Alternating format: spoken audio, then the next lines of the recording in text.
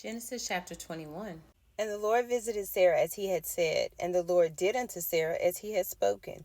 For Sarah conceived and bare Abraham a son in his old age at the set time of which God had spoken to him. And Abraham called the name of his son that was born unto him, whom Sarah bare to him, Isaac.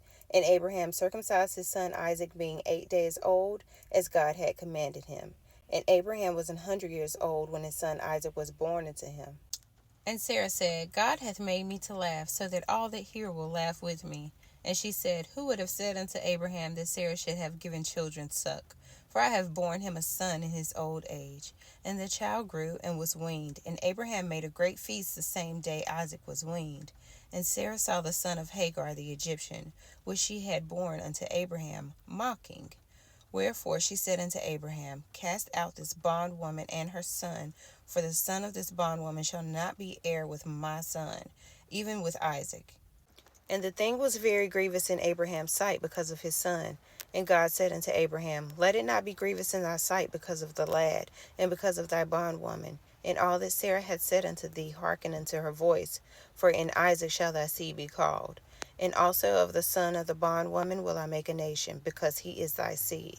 And Abraham rose up early in the morning, and took bread and a bottle of water, and gave it unto Hagar, putting it on her shoulder and the child, and sent her away. And she departed, and wandered in the wilderness of Beersheba. And the water was spent in the bottle, and she cast the child under one of the shrubs. And she went and sat her down over against him a good way off, as it were a bow shot, for she said, Let me not see the death of the child.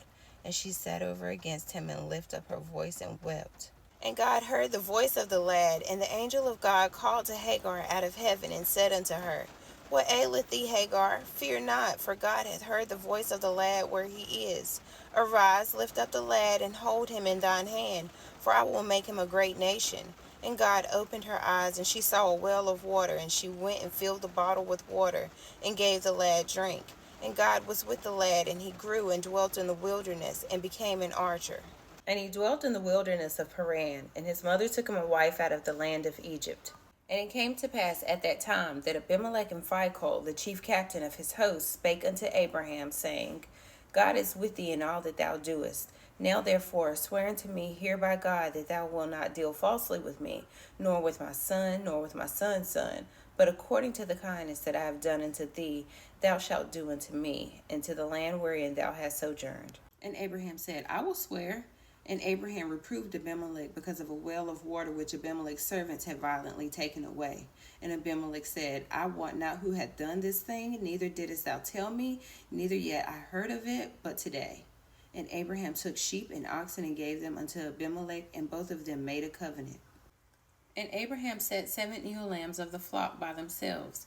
And Abimelech said unto Abraham, What mean these 7 ewe lambs which thou hast set by themselves? And he said, For these 7 ewe lambs shalt thou take of my hand, that they may be a witness unto me that I have digged this well. Wherefore he called that place Beersheba, because there they swear both of them.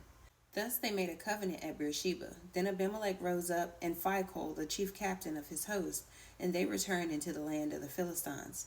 And Abraham planted a grove in Beersheba, and called thereon the name of the Lord, the everlasting God. And Abraham sojourned in the Philistines' land many days.